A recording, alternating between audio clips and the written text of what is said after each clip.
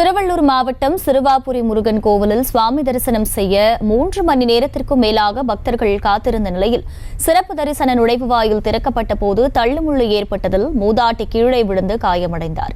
கூடுதல் விவரங்களை செய்தியாளர் சுரேந்தர் வழங்க கேட்கலாம். சுரேந்தர், வணக்கம். முழு விவரங்கள் என்ன? வணக்கம் அகிலா.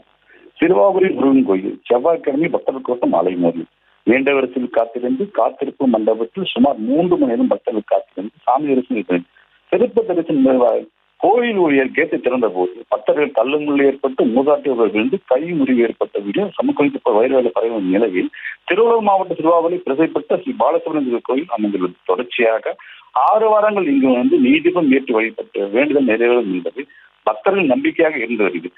அதிலும் முருகன் கொண்ட செவ்வாய்க்கிழமை நாட்களில் சிறுவாபுரி முருகன் பக்தர்கள் அதிக அளவில் செல்வது வழக்கமாக உள்ளது. சிறுவாபுரி முருகன் பக்தர்கள் கூட்டம் அலைமோதி காலை முதலே திருவள்ளூர் மாவட்டம் மட்டுமல்லாது சென்னை உள்ளிட்ட பல்வேறு ஊர்களிலிருந்து ஏராளமானோர் இங்கு சாமி தரிசனம் செய்து வருகின்றனர்.